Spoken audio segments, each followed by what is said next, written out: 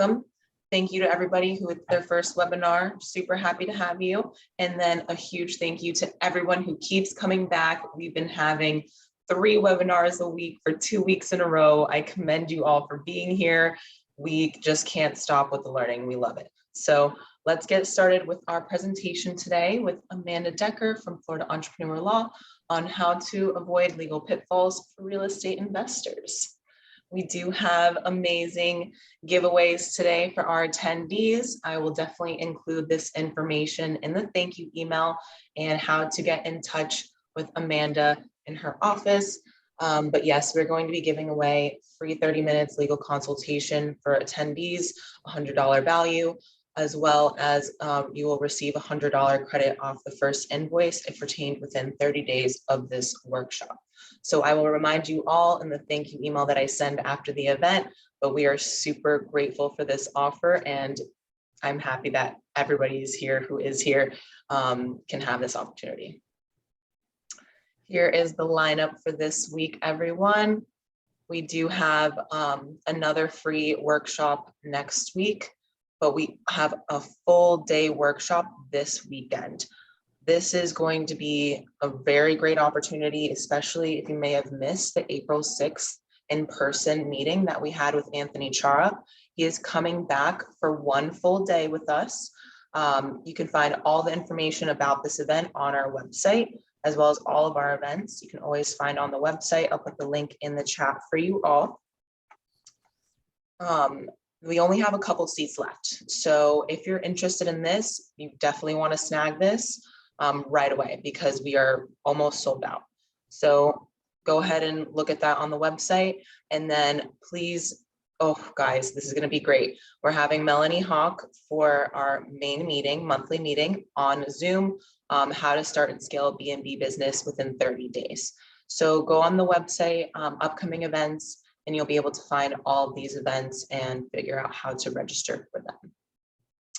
This is my absolute favorite way to keep up with our events.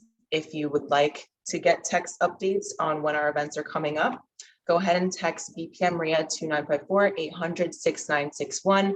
And I put this in the chat for you all in case I'm running a little bit fast. So if you'd like to get text updates on our upcoming events, just text the word BPM-RIA to our event line. Ooh, we have our quick start coming up, guys. May 21st and May 22nd is right around the corner. Mark your calendars. We're, having this early bird special. It's originally $595, running it for $197 until the end of this month. So get your ticket now. If something comes up, let me know. But this is an amazing deal. I want you all to have it. Nish wants you all to have it. That's why we're running early bird this year. So click the website in the link if you want more information about the amazing speakers that we'll be having at this workshop. It's from 9 a.m. to 5 p.m. Saturday and Sunday. You really get to know us. You get very comfortable with us. 2 days with us, guys. So if you want to do 6 or 12 months of mentoring that we offer, you might want to do the 2 days with us. And then you will see your eyes will be open to a lot of different things. And maybe you want to partner with us. So this is an amazing opportunity. Go ahead and click the link in the chat for more information. Thank you everybody for responding to this poll. I've been having so many people responding to the polls. I'm still getting back to you guys from all the webinars this week. So keep replying to the polls. I have you on my list, and I will definitely get in touch with you if you want more information about this quick start training. Yep, and I'm just going to add that you guys know that I give you a money back guarantee. So all day Saturday, Sunday, you say, hey, Nish, it's not even worth my $197.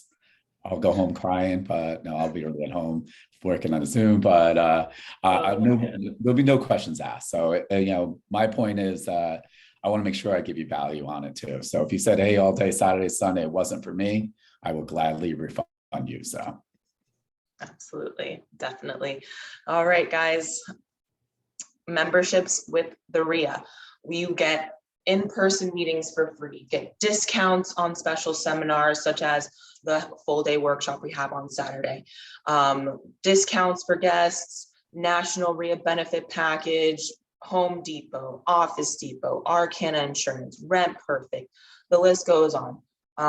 We'll get you all these deals. You'll be able to log into our member portal called Member Flow. And it's a wonderful opportunity as well if you're a business owner, if we're in alignment, if we're a good fit to, have you on our website, then let's do this thing. Like, we need amazing people in our network. We'll never stop networking. So amazing opportunities with the corporate membership as well as the individual membership. So you can get into those in-person meetings for free and network with a bunch of people and learn a lot. So any questions about our membership, go ahead and respond to that poll. Thank you all for responding. I really, really appreciate you guys responding to this poll right now. We've been doing this a lot, so I will definitely get back to everybody who has questions about the membership after this webinar. All right. And as you know, we do have our one-on-one coaching programs available. They are definitely a very, very unique opportunity. We actually pair you with a mentor. You do learn one-on-one how to get your business started. We do get the ball rolling for your business, such as putting up 100% of the money for our students' deals and doing a profit split 50-50. This is something that you may want to look into if you want to take your business to the next step. I do have this poll up for everybody who's interested in getting in touch with me. This will be the fastest way right now. I'm going through all the polls first, and then I do take one-on-one calls on the actual website. Just a quick call, give you the information, you ask me any questions. I can give you pricing, a list of what's included.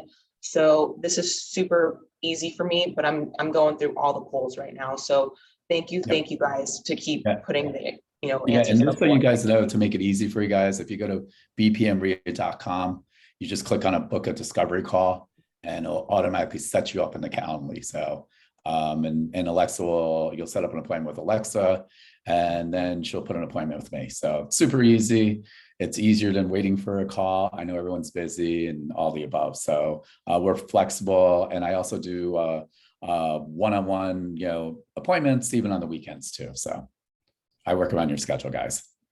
Absolutely. Yes. We just want you to know what's available. So it's up to you to make that appointment or respond to the poll. Either way, I will get in touch with you if you do either of those things. All right.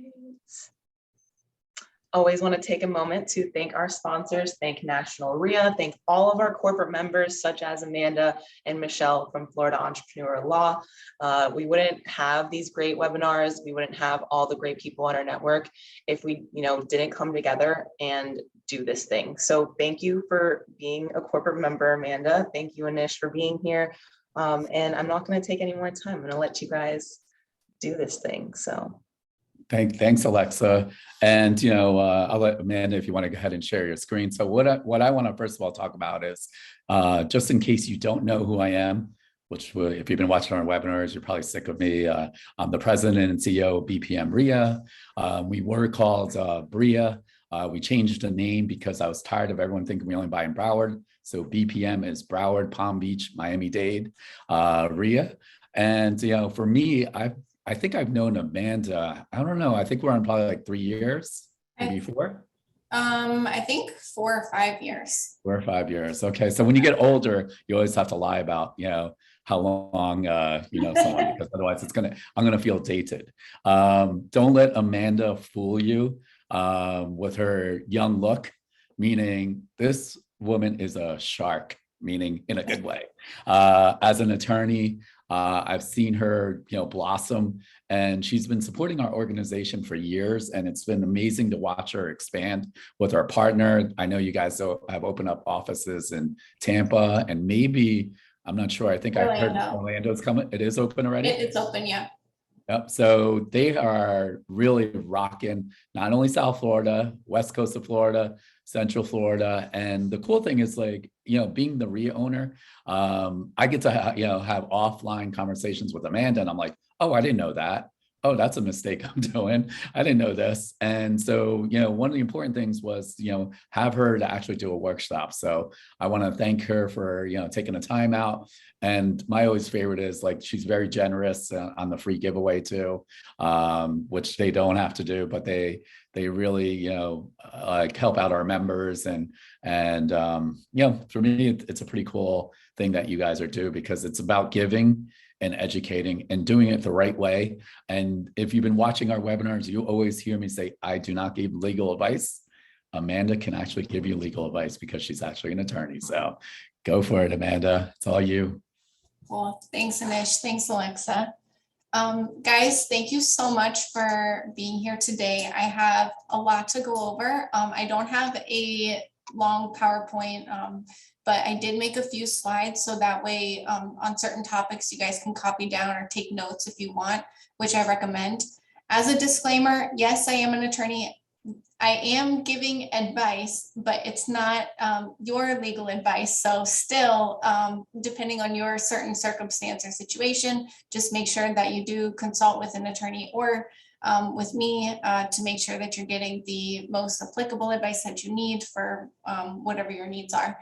And also I'm going to talk a little bit about tax liability with different entity structures, but I am not a tax attorney and I'm not giving you legal tax advice.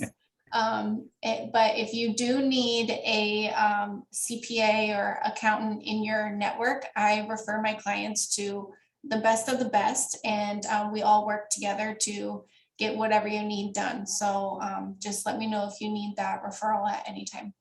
Yeah, and just so you guys know, I know like we're going to probably cover, Amanda's going to cover a lot of information. In case you guys don't know, this will be recorded and be on our YouTube channel in about 48 hours. So if we're going too fast, I forgot about this, you'll have access to this within 48 hours too. So yeah. So what we're going to cover primarily is the proper way to structure your business entities that are going to hold your properties and the benefits of an LLC, which is a limited liability company versus a corporation, and then the different types of LLCs that you can create and how what liability protections pertain to which type of entity structure you have. And then also your annual reporting requirements and filing fees that are required by the state, and what you'll need for your articles of organization and in your operating agreement for your LLC, and then just overall asset and liability protection, because you guys work so hard, but you could lose everything if you don't have the right protections in place. And then we'll briefly discuss charging order or charging lien protections if you were to ever get sued by a creditor, and the best way to protect your asset if that happens. And I'm going to briefly talk about the Florida laws that regulate real estate contracts, and then more specifically the as-is real estate contract, because I know some of you will likely be purchasing the property from the seller as is. So let's get started. You all know that investing in real estate is a great way to put your money to work and to build wealth, or else you wouldn't be here. But the truth is, if you aren't knowledgeable about the legalities and the liabilities that come with investing, you can easily lose everything that you've worked for and subject yourself to serious financial liability on a personal level. So one of the most common ways that investors subject themselves to personal liability is if they do not have the proper business entity structure in place to protect themselves and their assets, whether it's an Airbnb, a tenant rental, or houses that you're flipping. So I'm curious to know, Alexa, can you do the poll question? I want to know how many people have an investment property already.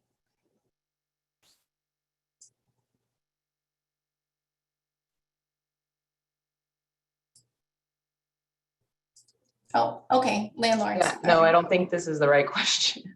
It's okay, it's okay, let's just. So for landlord protection, we're gonna go over that too on how to cover yourself from liabilities. How many of you own for this poll question, this is if you have a property and you're holding it in an LLC or some other entity as opposed to your personal name.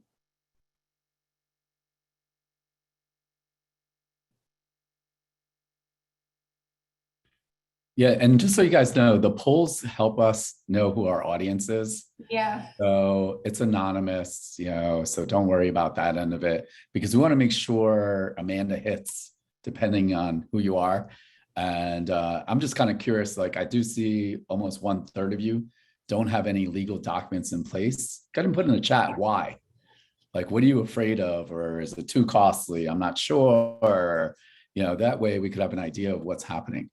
Yeah, I definitely am going to go over the importance of the legal documents that you need, and let's talk about cutting corners for cost and all that stuff. So, all right, thanks, Alexa, for doing that. Okay, so let's say you own a rental property and your tenant trips on an unstable staircase and is injured. Or your tenant has company over to watch a game and someone trips on an uneven step walking out to the patio and cracks their head open. Or there's a faulty electrical wiring that shocks a tenant or causes a fire. Let's see, I've also dealt with, you rent out a condo and there's a leak in the plumbing that causes mold and your tenant has to go to the doctor or hospital for health issues caused by the mold. All of these accidents, they're not intentionally done by you, but they're likely to lead to a lawsuit against you, the property owner. So some business structures, such as sole proprietorships or general partnerships, they leave property owners personally responsible or liable if someone sues for damages caused at the property. There's other business entity types that offer some level of personal liability protection, and that's super important to know, because without personal liability protection, your personal bank accounts, your stocks, I'm not sure about crypto yet, but maybe, your home and other investment properties, they may become vulnerable to cover the legal fees, settlements, and if it goes to trial, a jury verdict. So depending on the business structure, also there are tax implications which can have a notable impact on your bottom line when you're talking the purchase price. And so that's why it's so important to build your team of licensed professionals to handle your transactions, including your lawyer and your accountant. So which, like I said, if you don't have a good accountant, let me know, unless Anish has, actually, I think BPM RIA has a corporate member that is a CPA. Yeah, we do. Jose Ramirez, Advanced Tax Advisors. So he's a real estate investor, and obviously, we trust anyone Amanda does too. So for whatever reason, if Jose is not the person for you, or you want to get a second opinion, let me rephrase that. Sometimes it's good to get a second opinion on your situation. So I've worked with Jose before in the past for my investment company, so he's good. You can go to him. Yeah. So, I mean, I thought, Amanda, I know like it's kind of difficult in the chat. So I saw some people, they haven't set up or LLC because they don't have an investment property yet, or they don't know what corporation to set up. And I know Shannon's talking about it. I know if you're house hacking, you're doing an FHA loan, you cannot put it into a corporation. So that's something totally different. But Yeah. yes. So I'll talk about the kind of LLC that you'll want to set up once you do find the property. Really, if you plan on purchasing a property within like the next 90 days, you can set up an LLC anytime. And if it does no business for the year, then it does no business for the year. You can, it's fine. You don't have to have a property first. And in fact, you may want to have your entity set up before the closing date, so that way you can close in the entity name, unless you close in your name and then you do a quick claim. You can just deed it over into the entity name, depending on if you have certain financing limitations or not. And so I'm gonna kind of, it's kind of funny that I'm gonna dumb it down a little bit. So don't worry, right? You don't have to know all the laws. The key is when you have someone like Amanda on your team, she's going to help you with your options. So you're not going to become also an expert on corporations on a webinar. So, don't worry. Sometimes, I'm almost like, oh my God, is she saying what? I'm never going to get this. So just bear with us, and that's part of the reason why you want to consult with your attorney up front. So I know Maximo is actually already asking, what happens, what kind of corporation or LLC or entity if you just want to do wholesaling? So this depends.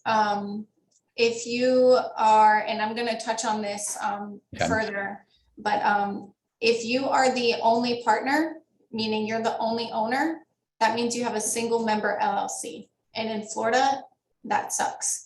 For liability protection reasons, it sucks. So what I tell my clients when they come to me and they say, Amanda, I got, I'm buying this property, or if they just want to set up a business, it doesn't matter, any kind of business. They want to sell lemonade and they need an LLC. If they're the only owner, I tell them, we're going to put you in a corporation instead of a single member LLC. But I've actually, for my investor clients, I've had them add just 1% membership interest to their mom or their sister, someone that they trust. So that way it becomes a multi-member LLC. And I'll explain all of that more. I don't want to jump too far ahead, so that way people don't get too lost. So I want to go over the advantages of putting your property in an LLC versus just in your own personal name. So an LLC serves as a separate legal entity from its owners. So if your LLC business is subject to any court rulings, debts, losses, all of your personal assets are protected. So if your LLC gets sued for whatever reason, your personal bank account can't be touched. Your business bank account can, because that's an asset of the LLC, but not your personal money. And likewise, this means that if your rental property is owned by your LLC, your personal assets are protected if someone suffers damages while at your property when something goes wrong. LLCs are really good because they protect you from when you get sued personally for any reason. It has nothing to do with the property, but you yourself get sued. Your property that's held in that LLC can't be touched. So like an example of that would be if, like, let's say, God forbid, I get into a car accident. Exactly. If you are an at-fault driver and you cause injury to someone else, or even worse, death, and you get sued and it's beyond your car insurance's policy limits, you have to pay the rest of it. So let's say your car insurance covers your first 100,000 in damages, but you get sued for $1 million for wrongful death. Well, what now? Your properties in your LLC are protected. So you personally, you could file bankruptcy, whatever you have to do, but your properties in your LLC, they can't be touched because it separates the business entity from you personally. And by default, an LLC is considered a pass-through entity. So you can elect for, when you have an LLC, you can elect for S corporation tax treatment. And a pass-through entity is a business that does not pay income tax of its own. Instead, the LLC's income, losses, credits, and deductions, they pass through to the business owner's personal tax return. So you're really only getting taxed one time, and it's considered your personal income. S corp tax treatment, that's benefit because you're only taxed once on the profits of the LLC that are received through the LLC, if that makes sense. Again, I'm not a tax attorney, but I just know from my experience. Yeah, everything you're saying is right. So I'm going to, I'm going to give you my same disclaimer, right? I'm not an attorney, not a tax guy. I am experienced, but I have all those things. And again, you want to finalize that because everyone's situation is a little bit different. So today's just about basics. So don't worry, we got this covered. Yep. And also forming an LLC, it's relatively cost effective and it's super simple. You literally just choose a name for your LLC. You search to see if that name is available on sunbiz.org. If it's available, you pay a $125 fee to register it. You file the articles of organization, which are I'll go over that and what's included, but that's how you form the entity.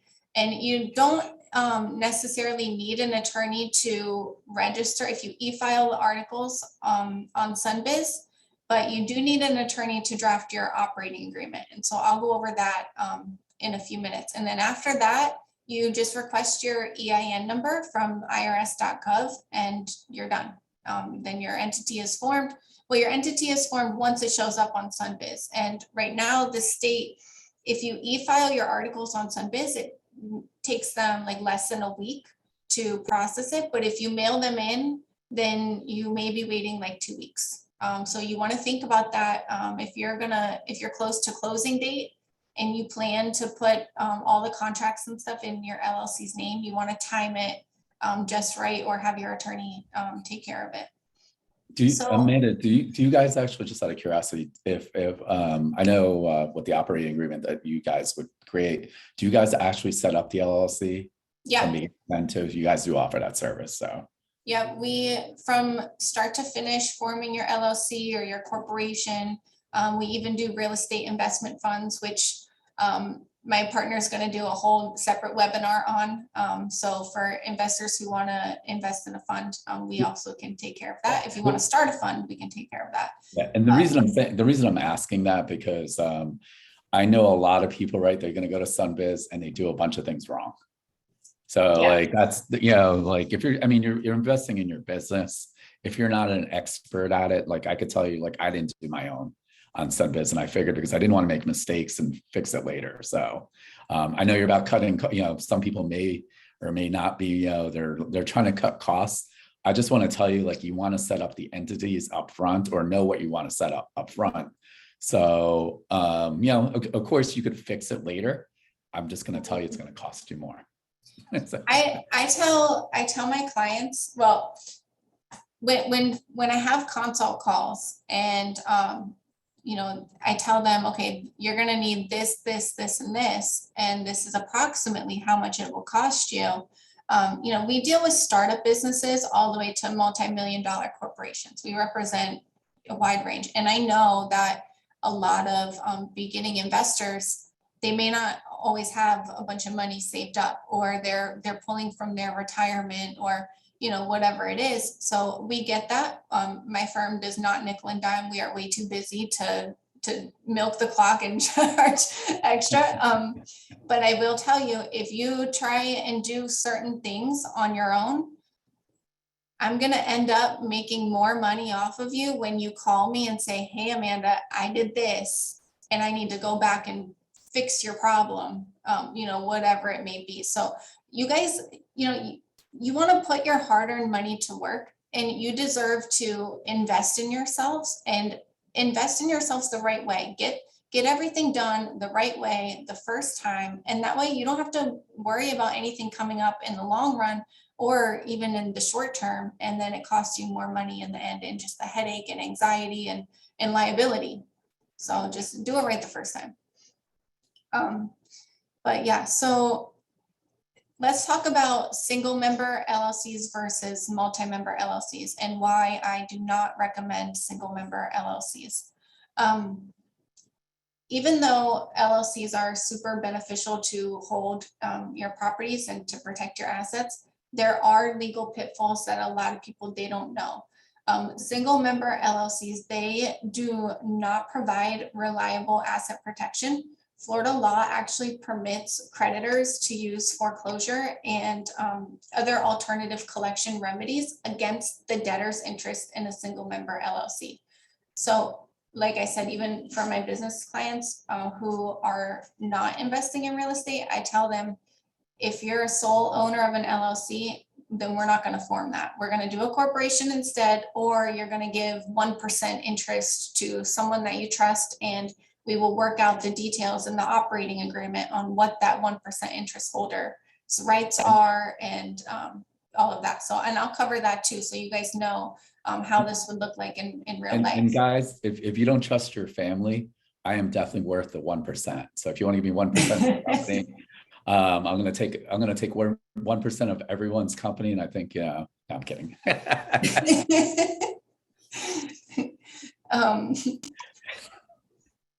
You're so funny.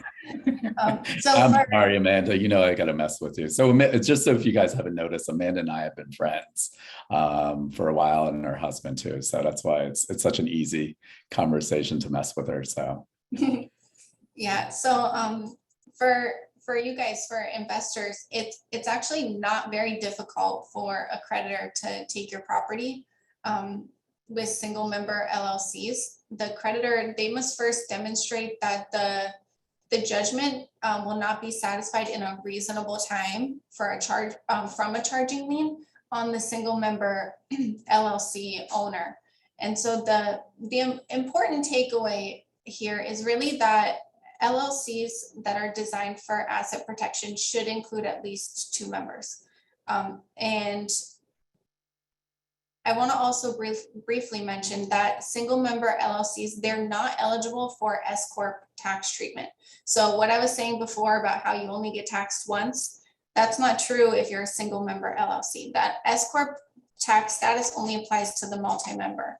And in fact, if you are a single member LLC, then I think you have to fill out IRS Form 1040, and you end up paying all of the self-employment taxes on all of the taxable income of the business. Plus you pay your own personal taxes too. So I think you get double tax just like you would a corporation. yeah, Amanda, so what happens if like, I didn't come to this webinar, so I do have a single member LLC. Is it easy to amend?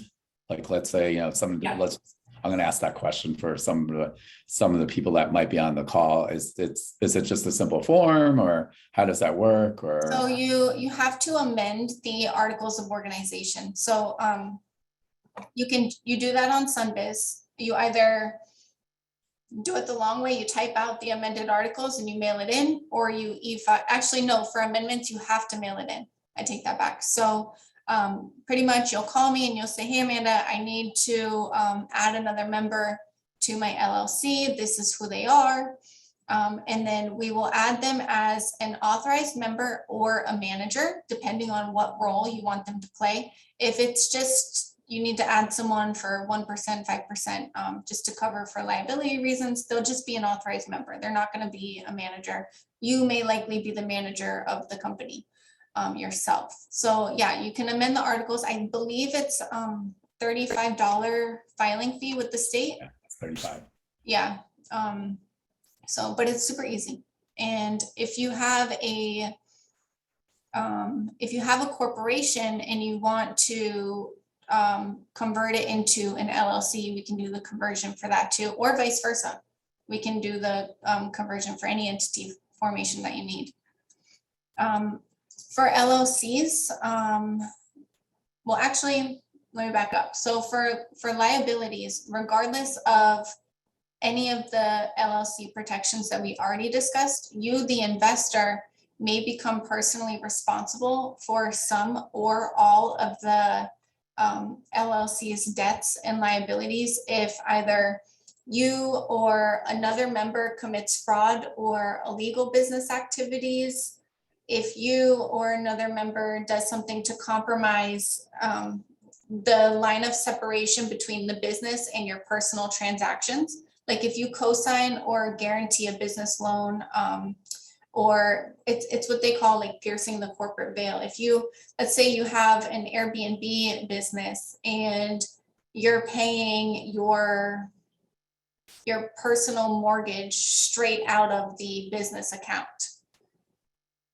If the Airbnb gets sued, the person who's suing you is going to say, well, Jim, he owns the LLC, but he's actually using this LLC for his personal reasons, and you pierce the corporate veil, and now you're subject to personal liability. So you always want to separate your business transactions from your personal transactions.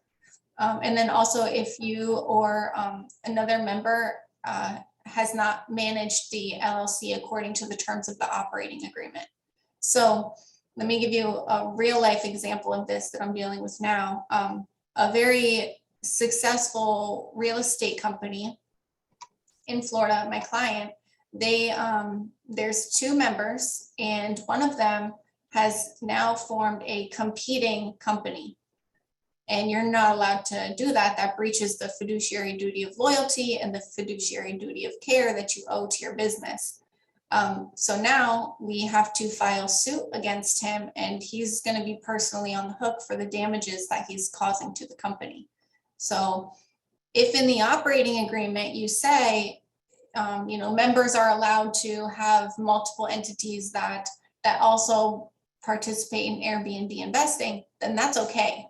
But if you don't have that in the operating agreement and one of the members decides to, make a big deal about it or say, well, you're now competing with our company, then you're going to have an issue. So just make sure that you're always managing the company according to the terms of the operating agreement. And if you don't have one, get one.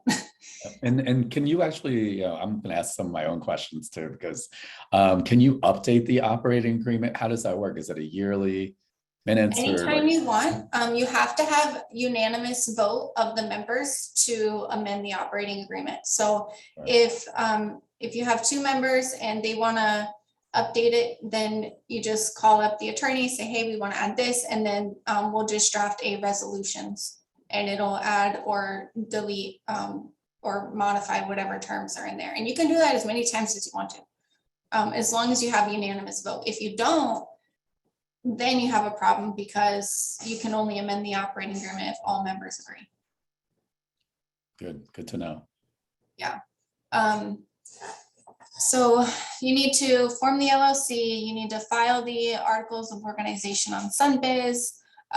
Every year, you or the registered agent or attorney, they have to file the annual report on SunBiz. So for those of you who don't know what an annual report is, it's basically a yearly report that just simply updates or confirms with the state, the Division of Corporations records for each LLC. So you just confirm that you're still in active status, who the members are, if you've had any change in membership, and it's required to file it whether or not you make any changes to the LLC throughout the year or not. And it has to be filed between January 1st and May 1st of each year. And I believe for LLCs, it's $138.75. And if you don't pay it, then you're subject to a $400 late fee. So you have to pay it by May 1st. Yeah, or you're going to lose your name. Like, one of the things I want to let you know is that you work so hard to figure out that name. And if you let that lapse, let's say I love your name, I'm going to steal it. No, I'm not going to steal it, but I'm just saying, I'm not talking about trademark or anything else on that portion, but you want to make sure that you don't let it lapse. I've seen people, they let it lapse, and then now you get hit with a $400 late fee, or, it's 2 years later and like, I want to buy it in that company name, and the bank looks at it and it's not active. Yeah. So on SunBiz. Yep, your business will actually say inactive, and so you won't be able to do anything with it. You'll have to file forms, and it's just like a long process. So, and that's even if the name is still available at that time, but you basically have to start all over. Yep. And to file the annual reports, yes, any attorney, well, no, I'm not going to say that. Any business or real estate attorney should know how to do it. But you can also do it yourself. They have step-by-step instructions on SunBiz. And if you have a registered agent, you can also, they may offer that service where they'll just automatically file the annual report for you every year. Okay, so for your articles of organization, to properly form the LLC, you're gonna need to have your business name. So ABC Investments LLC, all of the members' names, whether they are going to be considered an authorized member of the company and or a manager of the company, your principal place of business address, your mailing address, your registered agent's name and address, the business purpose. So under the statute, you can just put your business purpose as any lawful purpose, or you can put specifically to Airbnb investment properties, or to hold a property for tenant rentals. You don't have to be that specific in case you do want to use your LLC for a different purpose in the future.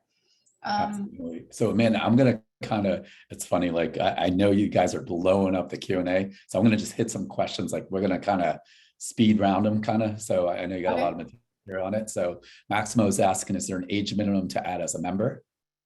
Oh, what, an age minimum? Yeah, so you have to be an adult, I imagine, legal, 18. You can't put your kids, can you, as a single member? Right, because kids can't legally enter into a contract. Yep. So, but you can have a trust and put your kids on the trust. So that way, if you want the property to go to them or however you want that set, you can do it through a trust. Yep. Alfred and Doris are asking the same questions. Would an LLC formed by a husband and wife be considered a single member LLC? Or is that a multi? If it's owned by husband and wife, it will be multi-member because you have two individuals. Yep. So that's good. Is the operating agreement registered or notarized? No, it just has to be signed by both all of the members. Let's see. These are some tax questions too. What company structure must be used when a partner is a foreigner? So can they be in the LLC if they have no tax ID or social? You don't have to be a citizen to own a company in Florida. So yeah, you can have, I have clients who they don't even live here. They just own townhouse rental properties, and we created the LLC. Great. Marinella is asking what happens if an LLC member dies? So morbid, Marinella.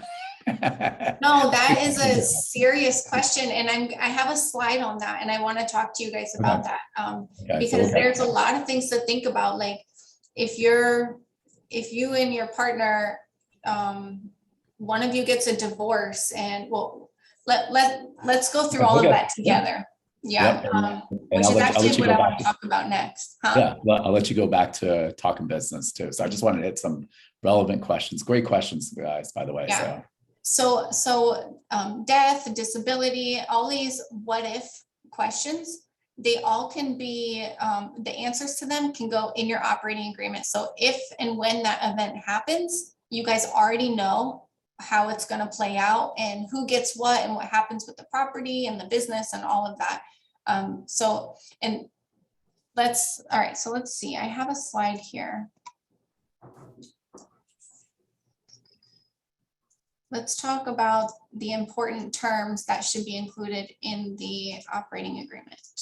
And actually, before I do that, the reason why it's super important to have the operating agreement, particularly if you are a risk taker and you want the single member LLC, if you get sued, if the LLC gets sued, that means you kind of get sued too. So if you show that you have an operating agreement and you've been operating the business in accordance with the terms in there, it serves as an extra layer of protection or evidence to show that you're not an alter ego of the company, to kind of try and protect your personal assets.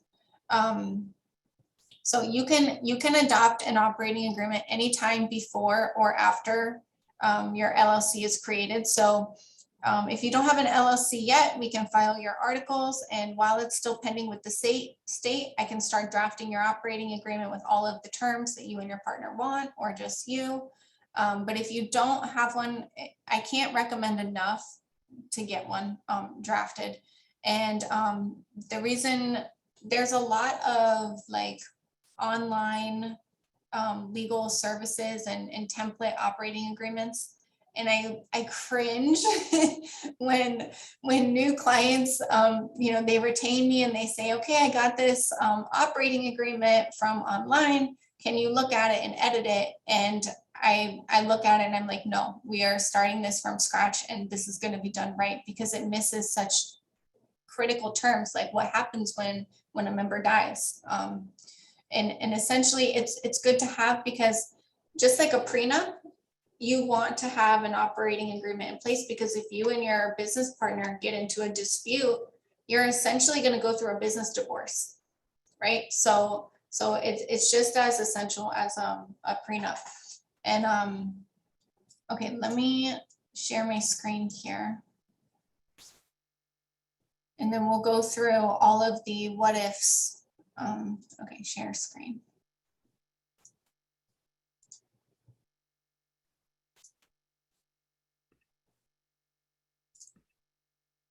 Okay, how do I get rid of this? Can you guys see this black thing?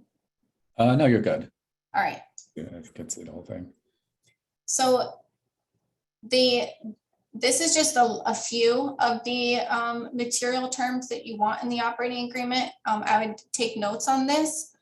You're gonna wanna, well, you have to say the ownership interest of each member. So at the end of the operating agreement, it'll have like a Schedule 1 table, and it'll say Anish owns 50%, Amanda Decker owns 50%. And then you'll have the description of how the LLC will be managed, whether it's by the members or by a manager, and include the voting rights of each member. So if you, you can have, let's say I own an investment company with Anish, and we want to have someone else serve as a manager, but we don't want them to have any equity ownership in the company. A manager can have ownership or not have ownership, but you're going to indicate on your articles who the manager is. And then in the operating agreement, you're going to include the duties, the roles, the responsibilities of the manager, what they can and cannot do. For example, for members, if you have, if you want to limit what you guys can do individually and require unanimous vote, let's say you set a limitation where you can't spend more than $1,000 in company funds without unanimous approval, or you can't kick out a tenant or approve a tenant application without unanimous approval of the members, or supermajority approval. Let's say Anish owns 75% of the company, I own 25%. Our operating agreement says that any tenant applications or any loans that are taken out on behalf of the company, they only require supermajority vote. Well, that means I can't go and approve a tenant to move into our property, and I can't go take out a business loan unless Anish votes and says, yes, we can do this. So you really can, you wanna put all those little, actually they're not little details, but they're real life scenarios that people don't think to, you know, include in these agreements. And the ones you get online, they're not going to include it. I've never seen it. Also, if the members or the managers are going to receive any compensation other than distributions, let's say you're Airbnb-ing a property and it's generating $5,000 a month in revenue after all costs and expenses, you can decide in the operating agreement, we're only going to take distributions annually, but we can take distributions more often if we unanimously agree to. So then you can take a distribution every month if you want to. You can set up the distribution payouts however you want. And that's the beauty of operating agreements, because you really can tailor it to be however you want it to be. Any requirement regarding additional capital calls. So you're buying an investment property, your initial capital call, your initial capital contribution rather, is the money that you're putting forward to buy the property. So let's say you buy it and then you're in the middle of the rehab and you guys run out of funds and you're like, oh shoot, I need 10,000 more to get this job done. The company can do what's called a capital call and require the members to pay each the 5,000 each, or however much it is distributed based on their pro rata membership interest. And you can also put in there, we do this a lot for our business clients, if a member can't afford to make a capital call, or for example, if a rental property needs a new roof and the business doesn't have the funds to cover it, so the members have to cover it, but one member can't cover it, you can set it up in the operating agreement where if they can't meet the capital call, they can contribute in labor. Labor is also considered a capital contribution. You want to include restrictions or rules on when members can transfer their interest in the LLC. This is important because you don't want to go into business with your best friend and then your best friend's like, I want to get out of this, and transfers his membership interest to his neighbor. And now you're business partners with a neighbor who you don't even know. So you want to make sure that any transfer of the membership interest is agreed upon by unanimous vote, or that the selling member has to offer the other members first dibs on purchasing the membership interest. And so let's talk about what happens if a member becomes disabled. Disability can be considered one that in the operating agreement you can put if it's determined by a medical physician that the member's disabled and they're no longer able to complete their roles and responsibilities to the company. What happens to their membership interest? Does it transfer to their spouse or to their estate? Or let's say someone's in a coma. One of your partners, business partners, is in a coma. What happens then? And it's been 6 months and they're still in the coma. It's not looking good. They're not going to ever be able to, go back to do anything for the company. So what happens to their membership interest? You can put terms in the operating agreement that specifically says the spouse or the estate has to offer for sale his or her membership, the disabled member's interest. So that way the LLC has an opportunity to buy it, or the other members have an opportunity to buy it. And then if neither buys it, the spouse or the estate can keep that membership interest, but they are considered a transferee. So they have no voting rights in the company. So what this might look like is, sorry, Anish and I are business partners, and he's in a coma for 6 months. And I'm like, okay, well, I want to sell this property. I need to move this. His family or his spouse, his wife, offers for me to buy the interest. I don't want to. I'm about to sell the property anyway. The company's not going to buy it because we're going to sell the property anyway. So his spouse will become a transferee, but I have full authority to sell the property or do whatever I want to the property. His spouse or his estate cannot stop me from doing that. And same with death of a member, right? So if your business partner passes away, what happens to their interest? Are you going to force the family or the estate to offer to sell it back to the company, offer to sell their interest back to you? Are you going to let them keep it because your business partner, worked hard to create the investment with you and you want his family to benefit from it? Fine, the family can stay a member of the company, but they have no voting interest. So if you want to sell the property, if you want to evict a tenant, you can do whatever you want to the company and to the properties that the company owns. Likewise, if one of your business partners gets a divorce and the court says, the court orders that the divorced member give half of his or her interest to the ex-spouse.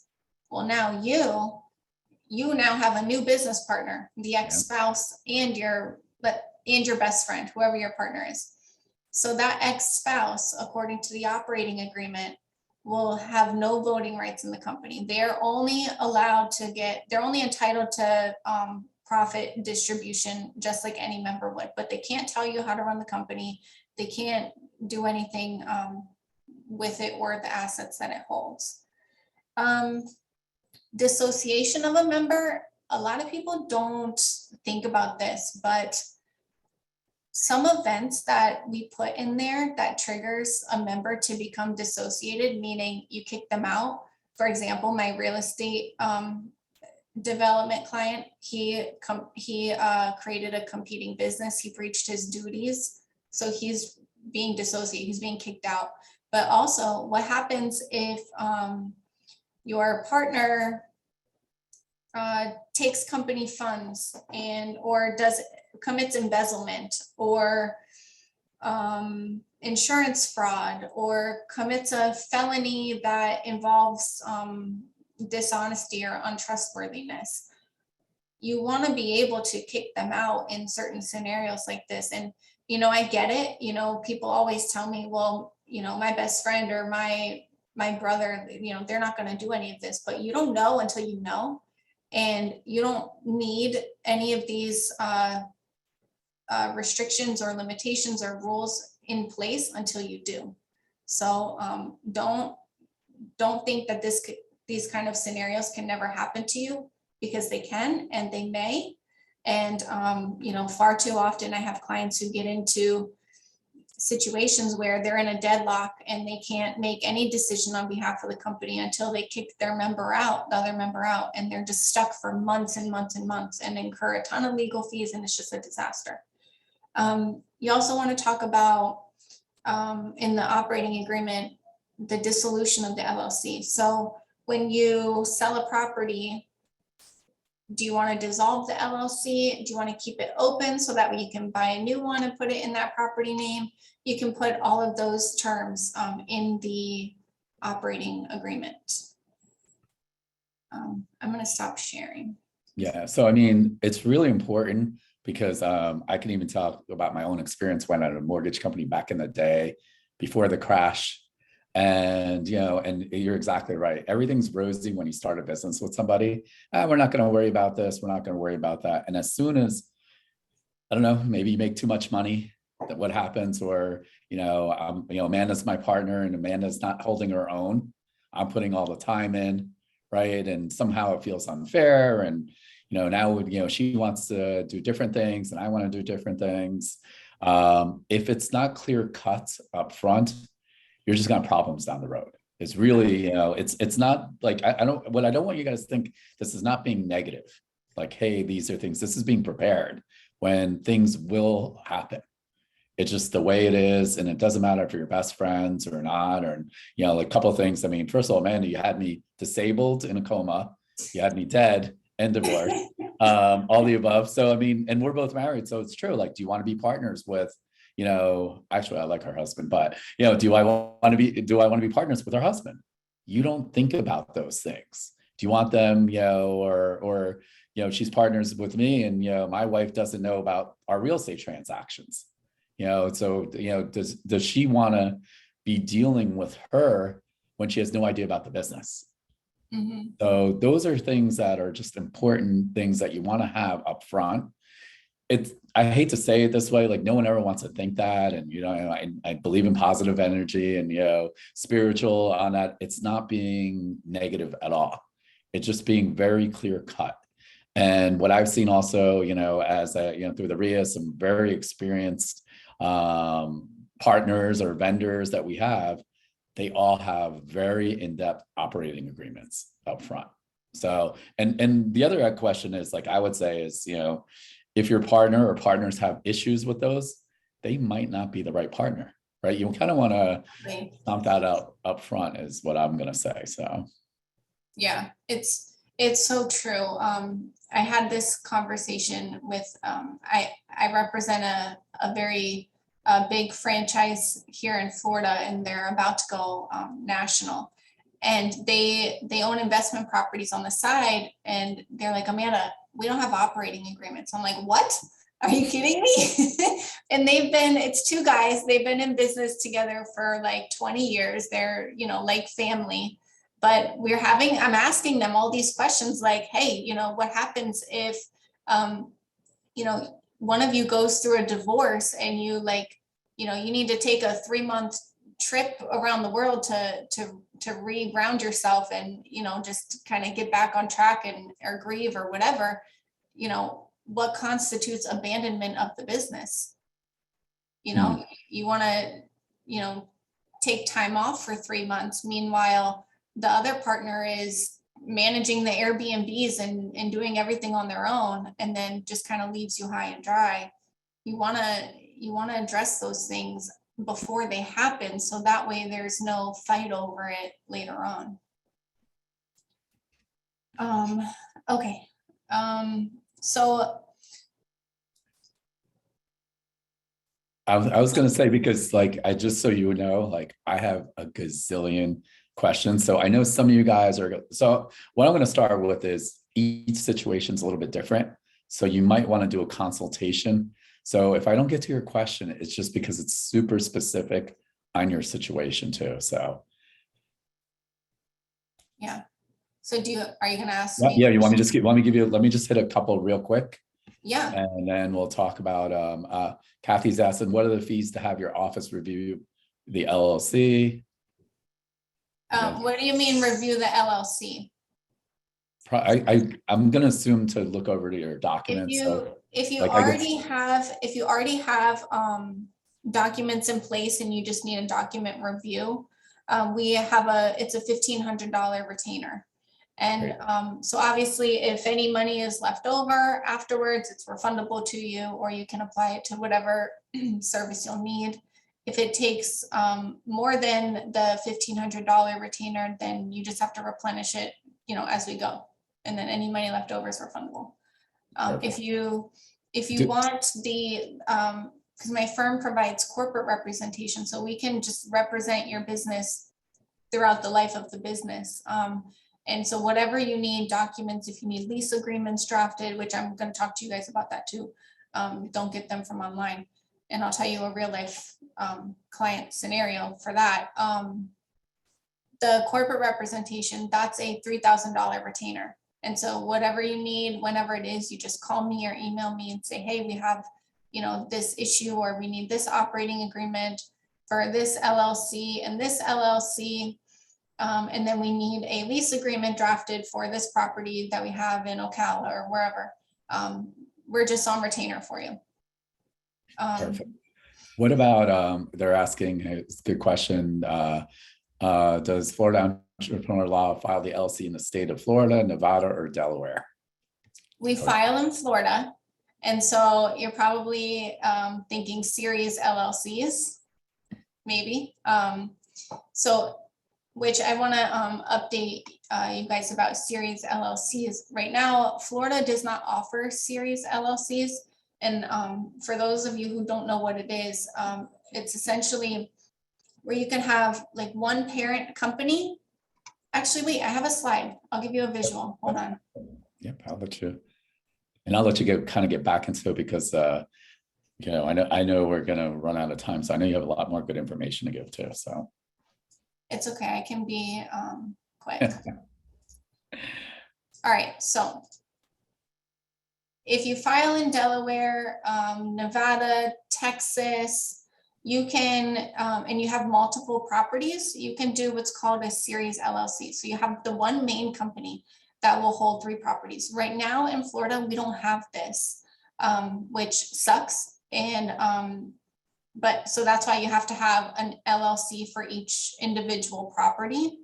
But I am on the Florida Bar Business Law Sections or Series LLC Task Force Committee. It's a mouthful. Basically, what I'm doing is I'm researching the other states who have series LLCs and to see if it is a good fit in Florida. And so we're meeting in June.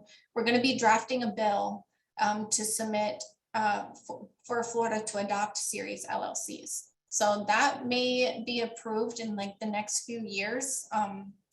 I like to say that Tallahassee, they operate like dinosaurs. So I don't know when it will actually be approved, but we are working on it. But in the meantime, you are going to need to separate your property. So you do not want to hold more than one investment property in an LLC. And yes, it sucks because that means you have to file an annual report for each LLC and you have to file taxes and for each individual one. But the reason why you don't want to combine multiple properties under the same LLC is, let's say, for example, you have an Airbnb and a tenant property in ABC Investment LLC. Someone gets seriously injured in your Airbnb for whatever reason, whether it's their negligence or the owner's negligence, they're going to sue the LLC. And guess what? Now that property that your tenant, your good tenant that's been there for years, that asset is now subject to the same liability as the Airbnb asset. So you need to separate it. Do not have more than one property. I mean, there's a real life example that I just saw the other day about Airbnb in Pittsburgh. They had a ton of guests there. Shooting, right? 2 people died, 9 people injured. Yeah. And now guess what? Imagine you had let's just use you had a 10 unit building in that same LLC, right? Not just 1 unit, you had 10 units or apartment building. Now everything's open for liability reasons. So we're not here to scare. I always go back and forth on this. We're not here to scare you, but this is to educate you, because if you don't know, you're doing yourself a disservice, and you're not investing in yourself the way that you deserve to. And yeah, I mean, you're going to figure out your own risk level. That's the easiest way I could tell you, is that, my risk level might be a little bit different than Amanda's, or vice versa, or Alexa's. So, but the idea is to know what can happen before it happens, is what I'd rather say. Yeah, and especially too, if you have, commercial buildings and you have multiple tenants, and it's just, there's a monster of different scenarios that do actually happen. So, yeah, you gotta separate your liability risk, so that way you're not exposing yourself too high. And for landlords, I know some of you are landlords here.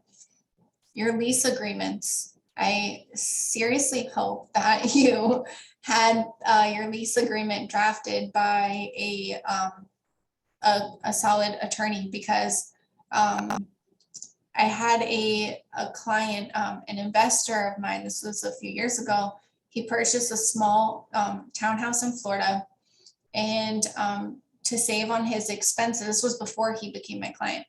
To save on expenses, he printed a template rental agreement from online, and he had the tenant sign it. His thought process was, I'm going to save on attorney's fees and, just do the lease agreement on my own. He filled in all the blanks, the tenant's name, address, all that stuff, and he thought he was like good to go. And the tenant paid, I think it was like a $1,500 security deposit, and then the monthly rent was the same. And so he was a great tenant. He stayed for a year, and then he ended up at the end of the lease, he wanted to move in with a girlfriend at her new place. So the investor, he went back to the lease agreement, which stated that he had to return the security deposit to the tenant within 90 days of the tenant moving out. So 80 something days later, the investor gets served with a lawsuit for not returning the security deposit to the tenant. And he didn't understand why, because the lease agreement said he had 90 days to do it. But Florida law requires that security deposits are returned to the tenant within 15 to 60 days of the tenant moving out. So that lease agreement that he got online that gave him 90 days to do it was breaking the law, and he got sued. And so he not only had to pay the legal fees and the court costs, but he had to pay me, and all because he just wanted to, save $1,000 in the beginning. It costed him a few thousand at the end of the year. So the moral of this example is, do not get garbage agreements from the internet, because it will cost you more money. Yeah.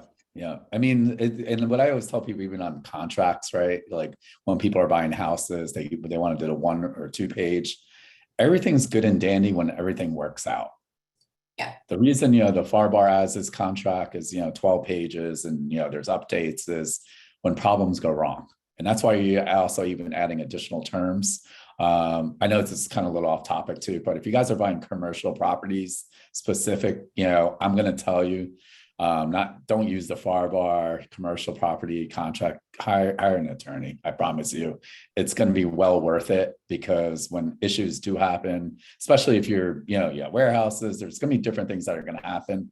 And you want to make sure having the attorney you're paying for.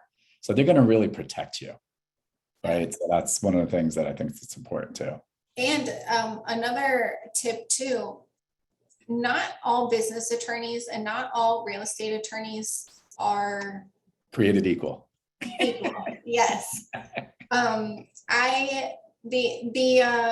The real estate development company now that I'm dealing with, the whole reason why I have to file, and I'm filing the lawsuit after this webinar. I wouldn't even have to file the lawsuit if the attorney who drafted their operating agreement a couple years ago had put a lot of the things that I went over today and more things in the operating agreement. So just because someone says they're a business attorney, you really need to vet them and make sure that they know, what they're talking about. And they're not just using an operating agreement template from Westlaw or, wherever, because you want to have an attorney that will handcraft the terms of whatever contract you need specific to your needs, not just a blanket one, because you'll get screwed. And it's not that they commit malpractice, because what they're doing is legal and it's legally binding and it follows the law. But you get these situations that come up and then you're kind of stuck. So with that being said, make sure that the attorney who's preparing stuff for you knows what they're doing. And then also too, if you're a commercial landlord and you need a commercial lease agreement drafted, you definitely are gonna need a good attorney for that, because I have a lot of business clients who I review commercial lease agreements all the time. I draft them, but I review them that are prepared by other people, and I redline them. We go through like 5 different exchanges of revisions because they're just so inadequate and they don't protect the landlord and the tenant most of the time thoroughly. So it's just super important to just cover your butt all the way around at the very beginning. But what is this poll? How many are landlords or plan to become? Oh, okay. Yeah. So, I mean, the big point on that is I see a lot of you guys, half of you guys are landlords. So make sure you do have the right landlord, tenant agreement. Exactly what Amanda's saying, right? Did you pick that lease on the internet and you're violating Florida law, or vice versa, right? You might have properties in other states. So you might want to know the correct information in that place too. And also for lease agreements, you have to attach a copy of a Florida statute. When you give the lease agreement to the tenant, they need a copy of the statute. Most people don't know that. They don't even include it, but that can create extra damages if they get sued at the end. Yeah, I mean, and there's a little other tricks too, right? I mean, you don't want to commingle their deposit. Yeah, so separate. There's some things that, again, you don't want to take these shortcuts, because when something goes wrong, you're like, oh, it's going to cost you. So you just want to make sure you're kind of set up and you're learning the things. Again, you're not going to learn everything that Amanda's teaching. Like, trust me, I have conversations with her. She tells me these things. I'm like, I probably get 10% of what she tells me. But I could always call her up and ask her, or, use her services. So I think that's always important.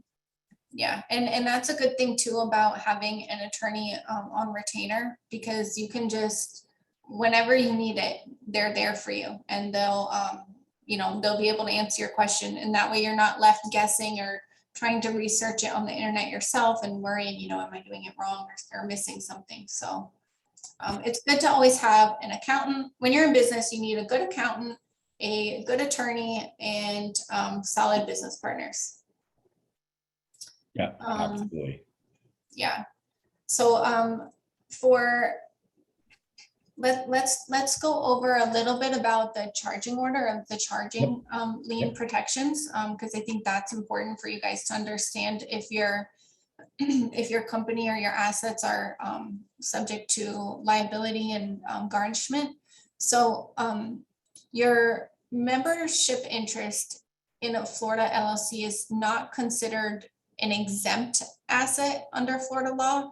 So the creditors, they have limited ability to collect a judgment from a debtor's LLC interest, but Florida law provides that a judgment creditor, they cannot seize or garnish your ownership interest, and the judgment creditor has no ability to attack your assets, your financial accounts, or your properties that are owned in the name of the LLC. So in a properly drafted operating agreement, you can include in there that a creditor is not able to inspect the LLC's financial records, and also that they're unable to participate in the management of the LLC. So let's say they end up, you have a charging order against you, the creditor cannot make decisions on whether you sell the property. They Yeah. can't So, make. Amanda, I know it's legal stuff. Do you want to explain what a charging order is? Just because I know what it is, but I know sometimes like if you're new and that kind of stuff. So it's funny, and don't worry, it took me a long time to figure these things out too. So what, like, or an example of a charging order, either way. So it's basically, hold on, let me pull up something here.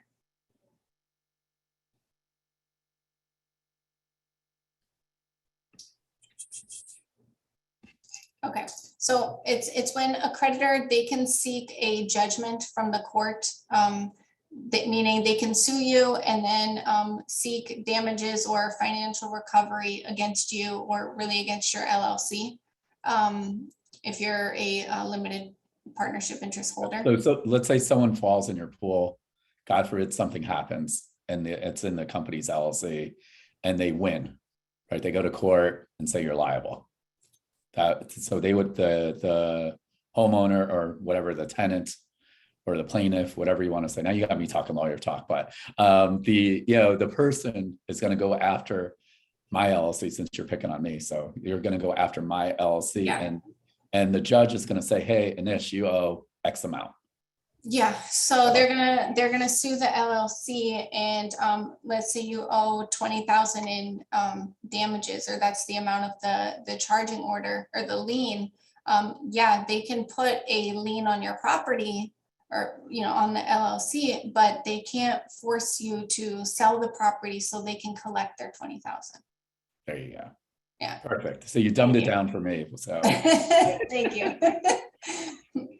And that's another important reason too, why with single member LLCs, yes, they will put a charging order against the LLC, but you're also then personally liable. So you could have to cover that 20,000. Okay, and then Anish, we have 9 minutes left. I was gonna briefly go over mandatory disclosures to look out for in as-is contracts. So do that, and then maybe do a little more Q&A. Yep, sure. Okay. So I assume that some of you, when you're buying properties, you're going to end up buying them under an as-is contract. So you want to make sure, one, you have an attorney review it to make sure that it has all of the mandatory disclosures included, because otherwise you may not have a legally valid contract, and then you get to the closing table or after closing and it's not enforceable. Or you end up in court because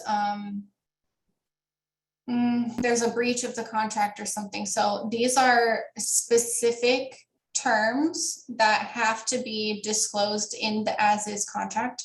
I'll leave this up for a minute so you guys can take notes. Just make sure that you have someone to review it thoroughly before you sign anything. So some of them, any boundary disputes, because when you're buying a property as is, you're buying them in the condition that the property literally is in. At the date you go to look at it, at the date of closing, the seller doesn't have to do any repairs, doesn't have to do anything to the property. If there's any problems with the roof, the plumbing, the HVAC, electrical, they need to disclose all of these things so you know exactly what you're buying, but they have no obligation to, if they know about them, if they know about these, but they have no obligation to fix anything.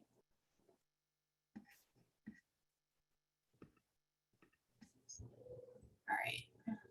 So hopefully you guys got that down, but if not, you can. Yeah, remember it's recorded, so don't worry, guys. So don't freak out if it went pretty quick on that too. So yeah. So I'm gonna kind of run, like, again, I'm not gonna get to all your questions. I have and some are super specific.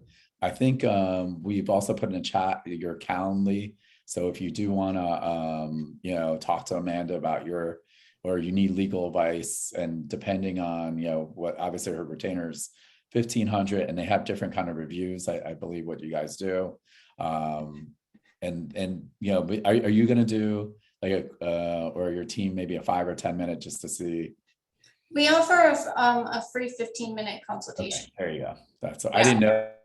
Yeah, but if we have if you need a 1 hour consultation, it's 200, but for you guys, we have that promo. So you get $100 off for a 30-minute consultation. And I'm in Tampa right now, so we'll meet by Zoom or just over the phone. And I will put my, my number's in there. Oh, actually, that's my office number. This is my direct number, but please don't blow up my phone. I am here for you, but I prefer if you schedule a consult through the Calendly link.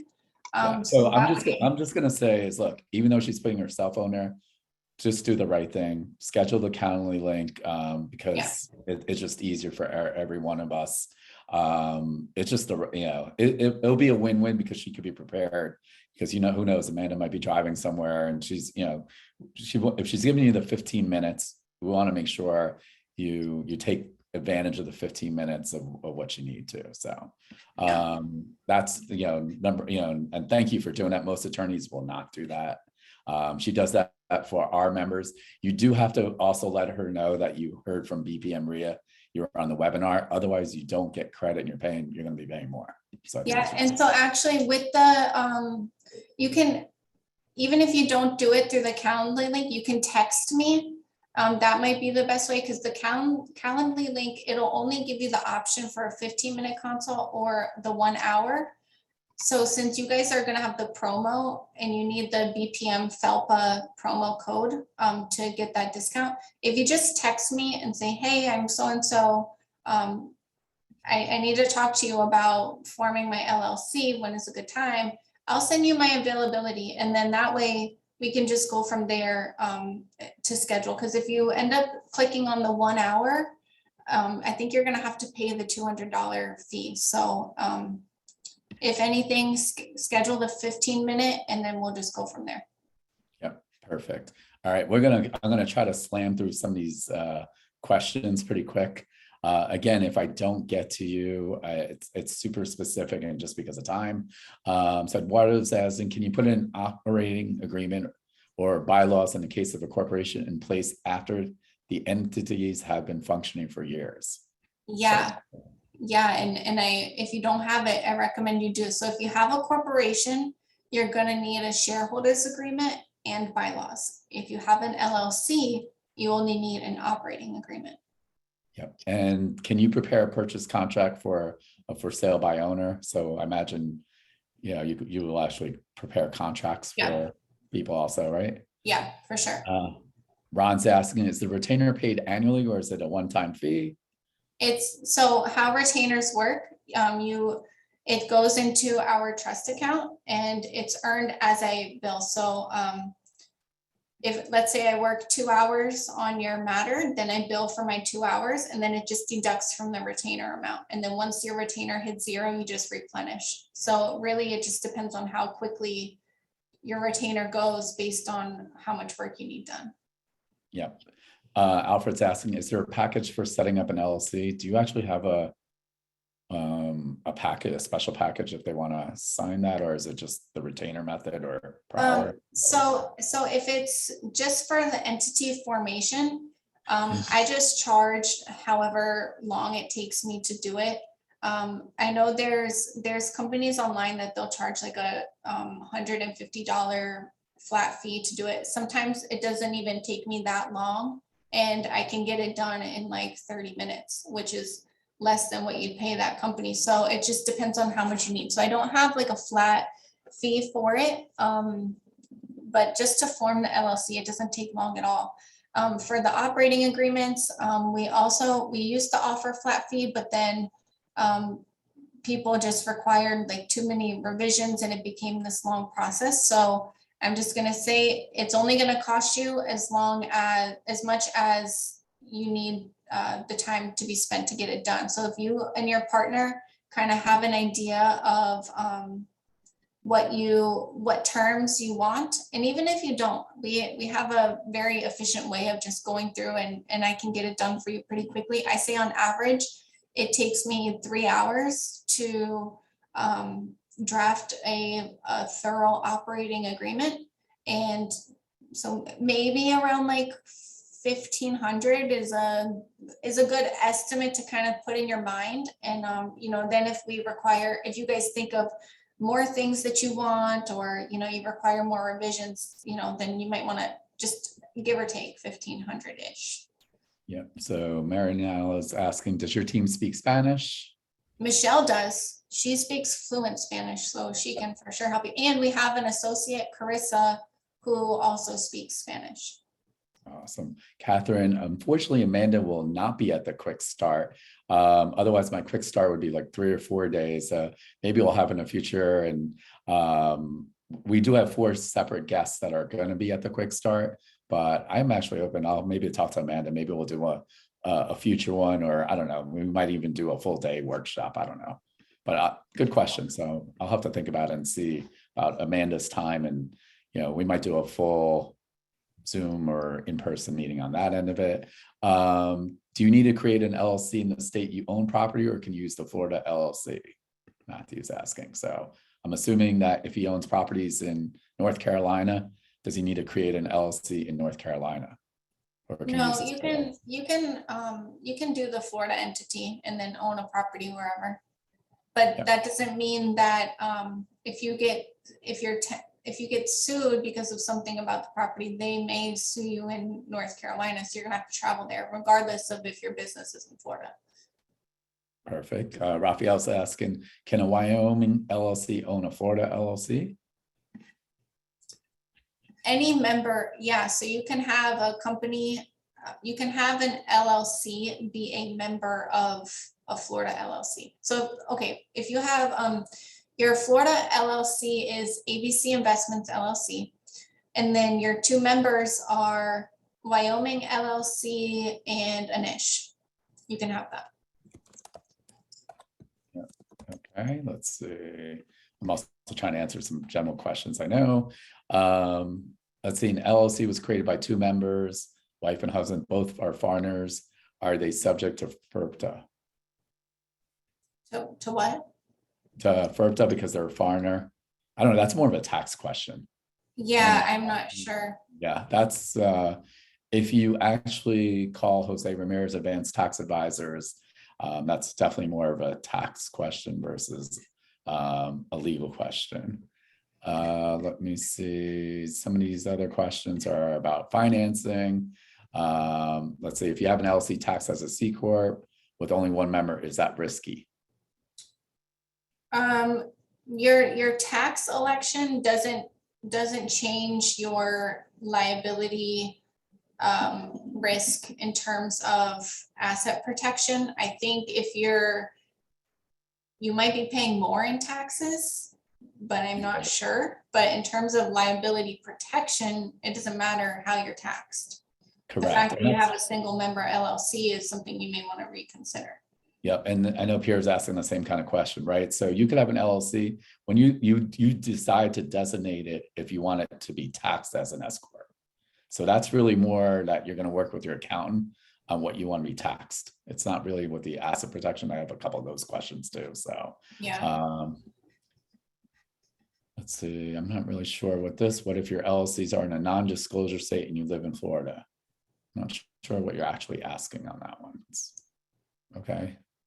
Yeah, if you want to type it in, maybe I'll be able to get back to your question on that one. Yeah. And let's see. My last question, just because of time also, are lenders usually okay with moving a finance property into an LLC? Yes and no, it depends on your lender, right? So you could quick claim properties over. You could finance it conventionally or whatnot to get better rates. And then you could quick claim it into your LLC. I think one of the things that, and I might be wrong on this, so I'm going to leave, maybe you know the question, Amanda, is I don't know what happens to your title insurance if you quit claim it. I thought it's not valid, is what I've heard. So I might be wrong. I've heard that too. I actually don't know. Okay, that's what I've heard. But yes, you could quit claim it back and forth. And also, there are lenders that will actually lend on LLCs. It's just that the loan of values are different, interest rates are a little bit different too. So that's what's really important about what Amanda was saying today, was that you need to have your attorney, your accountant, your finance guy all together on the same when you're looking at properties and what you're trying to figure out. And you're going to figure out, and your insurance guy, I'm going to have 4 people actually. And it's going to kind of, there's no right answer to this, is the easiest way I'm going to say. They're all 4 going to tell you different levels depending on their area of specialty of what the best is. You're going to have to figure out what your risk level is on that end of it, right? So if you do all this and, maybe it doesn't make any sense financially, like after you figure out your numbers, like, oh man, I'm spending all my money on, there's no cash flow. Mhm. Or I bought it in a trust and now I can't take the money out because I can't find a lender. So there's, hey, is it a short-term rental game? So again, you're going to want to, have that power team. And pretty much, we have everything with the RIA, literally, that we could always recommend. And you just want to, again, you want to do this before you get into the property, because you're going to find out it might cost you more money later. Hey, you got to quick claim this out. Then you got to pay doc stamps. Maybe you didn't get the money that you wanted to. You thought you were going to use the BRRRR method, and now you can't get the money out. So I think that's always important. And, and again, as I said, Amanda's gracious enough to do a free 15-minute consultation. So we want to just make sure you take advantage of it. And again, like what I'm going to tell you is 15 minutes go by quick. Look, 90 minutes went by quick. Have your questions and like specific and be ready. Don't be, you don't want to lose that 15 minutes and be like, oh man, I have all this other stuff. So again, Amanda's a trusted partner with BPM RIA, with BRIA before. She's amazing. As you could see, all these things, hopefully today was really about opening up your eyes of what can happen on your real estate career. You work very hard on deals. You want to make sure that you are protected the correct way too. So I guess, Alexa, do you have a winner also, or? This is going to be for everyone that, wants to, do what they need to do for themselves. Like Amanda said, like do the work, put in the work to get the best result. And so this is an amazing offer here. Is this the right code, Amanda? Was this? Yeah. Okay, cool. So she's letting us have this code so we can, reach out to her and, be distinguished so they don't look like we're just popping in her inbox. So use that code. I did put her number in the chat. You guys can text her with the code. And just super grateful, Amanda. This is extremely generous. And I know you do amazing things. I mean, go follow her on social media, like go follow Florida Entrepreneur Law. I put it in the chat for you guys. Like they have a lot of people there for a reason. So I'm just grateful. And I'm going to re-emphasize seriously, like, do not just randomly text her. Like she's putting her cell phone number. It's my business cell. So if it's not during business hours, and I will respond during business hours. Okay. Yeah. It just like, you have to understand is that, her commitment to our real estate organization is amazing. So she's doing a lot of extra stuff for us. Some of you guys know I'm a pretty good negotiator. So, I actually guilt her. I give her Indian guilt, and Amanda says, okay, fine. I break her down on that end of it. So, please just, take that into consideration. She is excellent at what she does. You could see just in 95 minutes or so, how much information we kind of went through, and that's just touching it. So, again, you don't have to know everything about the law. You just need a good power team member, someone like Amanda. Amanda, any last words that you want to tell the group? I will say, if you guys have a legal question or a legal need that I don't know the answer to, or can't help with for time constraints, let's say you have a deadline, I will refer you to top of the line attorneys. I do it all the time. So no matter what, if I don't know the answer, I know someone that does, or someone that will help you figure out, whatever you need. So, but thank you guys so much for your time. I hope that you learned a lot and you take away some good nuggets for all of this, and good luck with your investing. And I hope to hear from you guys. And I'm just put in a chat before we sign off. Would you guys be interested if I did a 4-hour workshop with Amanda? Oh my God. And unfortunately it's going to be a paid workshop, but I'm not saying we're going to do one. I'm just kind of curious to see what it is, and I might have to buy at least Amanda lunch or something. Or drinks or something, or all the above, right? But I'm just kind of curious on that end of it, because here, as I said, what I'm very committed is having great corporate partners. And what I really like about Amanda and some of the other vendors that you've been watching, they are really committed for your success, right? Like they've seen everything, unfortunately, after things go wrong. And that's why we've been really pushing these webinars. Luckily, because we're doing these things and it's via Zoom, I've been able to do them for free. So our commitment is for you to be a successful investor and protection about you and your family. And it's funny, by the way, Amanda, like everyone says yes. So absolutely. So well, that'll be a different conversation at some point coming up too. So, and maybe I'll see some of you guys on Saturday at Anthony Charo's workshop. And then we have some webinars coming up next week. And thank you, Amanda, so much for being so awesome and educating our members and me too, because I've learned a bunch of stuff today too. So always. Thank you so much, Amanda. Very welcome. Thank you guys. Have a great day, everyone. See you next Bye. week. Bye, guys. Bye.